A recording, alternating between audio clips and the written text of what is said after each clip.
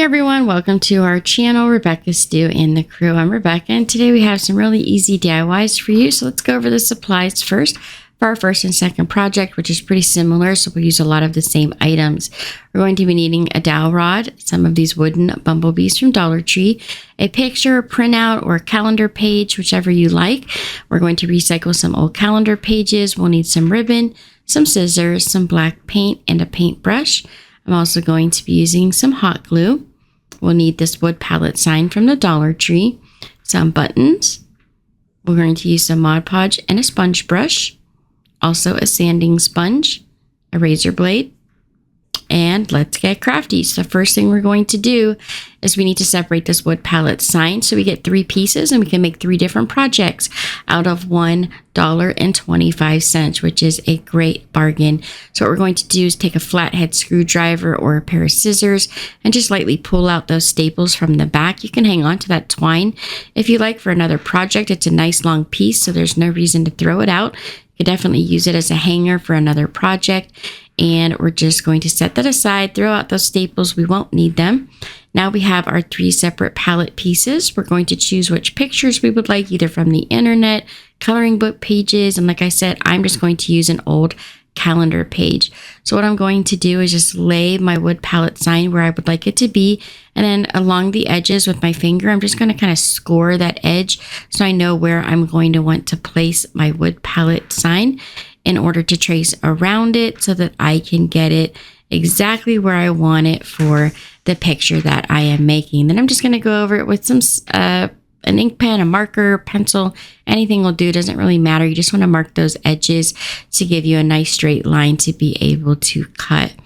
Now those excess pieces, it's just a little bit of flowers or whatnot from the calendar page. We're going to go ahead and toss those out. It's not really big enough to use in like card making or anything like that. Sometimes I like to hold on to scrap paper, but they're not really going to be useful to me after I cut this large section out of the center. So then we're just going to position that picture right on the front of our wood palette picture, and we're going to score those palette marks with our finger so we know where to place this at and where it's going to sit. Now, once we've got it centered, we're just going to cover this whole entire front edge with some Mod Podge. If you don't have Mod Podge, you can use some watered down Elmer's glue. That will also work. It's really up to you. If you don't have it, it's great to use on a pinch. You don't want to put too much on though, because you don't want your paper to wrinkle or bubble.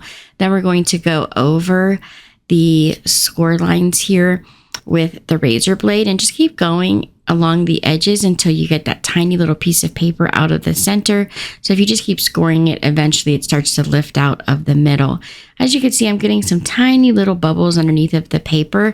There's a really easy fix to this. You can take a piece of parchment paper and lay it over top of your wood sign and go over it with an iron for just a few seconds and keep checking on it until all the bubbles and wrinkles have worked their way out, and the heat will help dry that little bit of Mod Podge quickly so that it doesn't continue to bubble or wrinkle on you. So just a tip there. Now we're going to take our sanding block and we're going to sand along the edges to get any excess paper that's hanging off the edge gone, and this will give us a really nice, neat edge. Also, you'll want to take your sanding block and just take the very edge of it, kind of tip it towards the side and sand in between those wood palette pieces.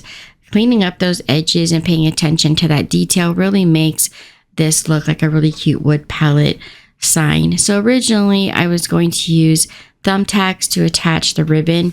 I changed my mind because it was like 2 a.m. when I was doing this craft for you guys, and I had to hammer it through the sign, and I thought it'd be nice for my family and not wake them up. So we ended up changing it later on using buttons. But for now, we're just going to paint a dowel rod black because it coordinates with our sign. You could do it natural color, leave it any color you like. Go with your paint, just depends on what picture you're using. So once you have it painted and it's dry, you'll want to flip your sign over. Again, we've already glued the ribbon down to the front. Add 2 little dots of hot glue where you want your hanger to be or your dowel rod, and then you're going to glue that dowel to the ribbon.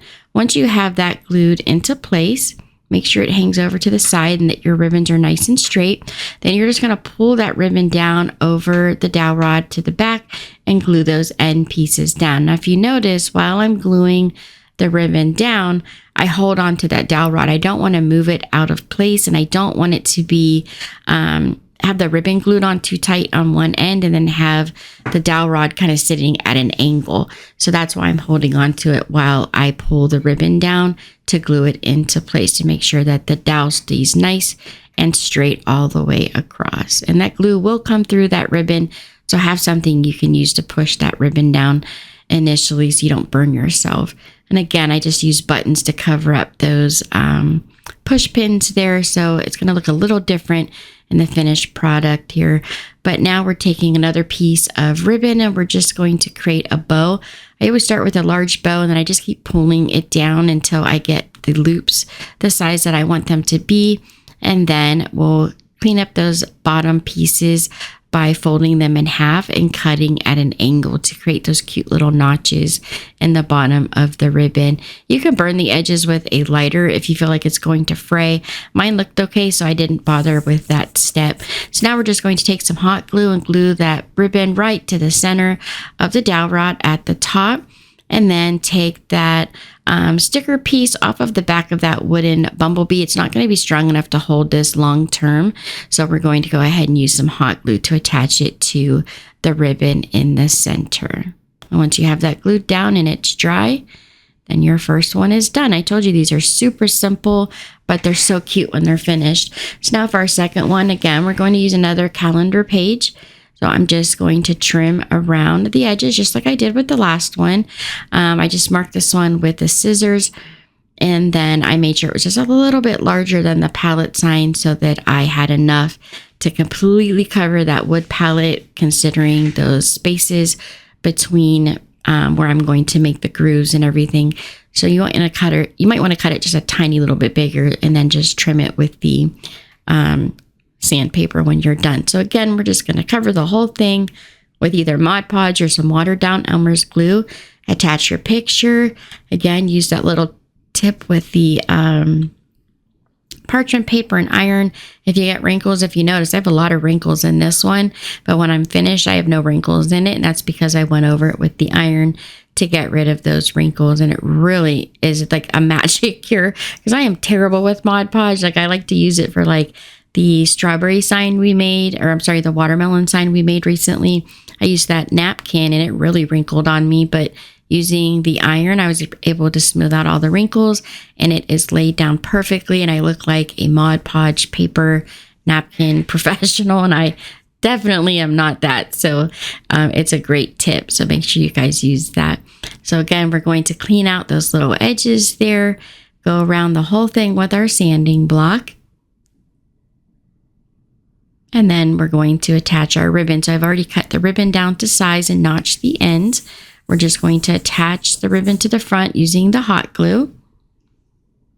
And if you want the ribbon to show underneath of your button, then that's how far down you're going to want to hang your piece of ribbon on this sign. So if you don't care if the ribbon sticks out from the end a little bit, then it doesn't really matter how high or low you hang your ribbon. So we've got the ribbon attached, and now we'll go ahead and add some buttons that coordinate. I love these little buttons. Dollar Tree sells are really fun to use. I like to buy those containers they sell as well. They're like those little plastic containers with a whole bunch of like Mod Podge buttons inside. I'll buy a couple different packs of them and just throw them all in a large jar. I always have different buttons on hand when I need them for crafting projects. So again, we painted the dowel rod black. We waited for it to dry. We're going to glue that to our ribbon and then fold the ribbon over, making sure you're holding on to that dowel rod so that when you get the ribbon glued down, it's still at a nice, straight, level appearance.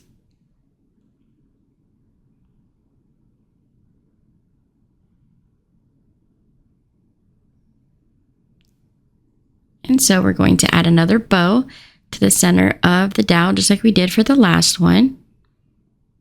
And then we'll put our bumblebee right in the middle. And our second one is done. Now the third one we're going to do a little bit different. So we have a few extra supplies here that we're going to use. We're going to use a small canvas. We're going to use some fabric and a rub-on transfer for this one. We're also going to use just a tiny bit of greenery. So let's get crafty making the last one. So we're going to lay our wood palette down over top of a piece of Crafter's Square fabric that I picked up at the Dollar Tree. I love this one. It's got all these different little bumblebee pictures and hives and sayings. I thought it was so cute. I couldn't wait to use it in a project. So we're just going to trace around the wood palette sign just like we did on the paper, and then go ahead and cut your material out with your scissors. And again, you'll want to make sure that you have this a little bit larger, just to make sure you have enough to completely cover the wood palette piece. Now we will have to trim most of the edge off with scissors. However, we won't be able to use as much of the sanding block here, but we're going to do the same thing. We're going to cover the whole entire wood palette picture here with some Mod Podge, not too much, and then we'll smooth our material down and then use that straight edge razor to cut those palette lines. Now you're not going to get as much of a difference with the razor blade as you did with the paper between those palette pieces, but just keep working on it. You'll get it pretty much the same, but not exactly the same. It's going to have a little bit of a different appearance. Now for that canvas here, we're just going to remove the canvas off of that cardboard backing because we don't want all of this cardboard. You could cut it down to size and just use the cardboard as well as the canvas, but I just wanted the canvas. So we're just going to keep working here. The hardest part is removing it off of the back with that glued down piece of paper. But once you've got the back lifted up completely, it comes off pretty easy. You just flip it over and pull, and the glue comes off quite easily. So we've got the white side, which is kind of the painted side, and then the other side has like an off-white appearance. We're going to use the off-white side. So I'm just going to trim off the excess here first.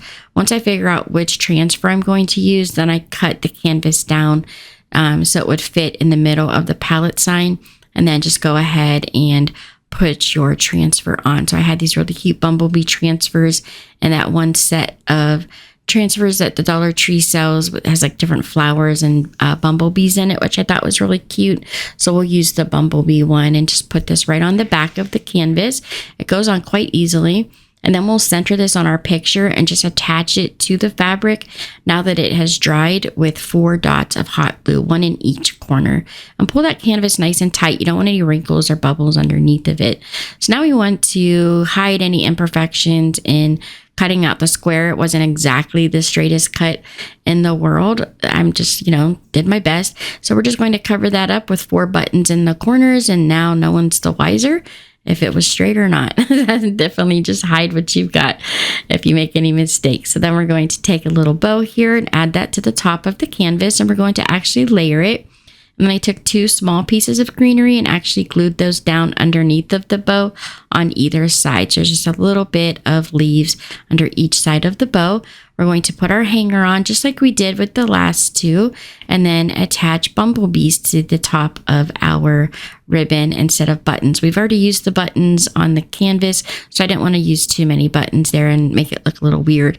I thought the bumblebees would be cute at the end of the ribbon. Go ahead and glue your dowel rod in for the hanger. And then if it looks a little plain on the top, go ahead and add some more details. I decided to go ahead and add another ribbon. Then I have this flower button from Dollar Tree, and I just layer it with a black button in the middle.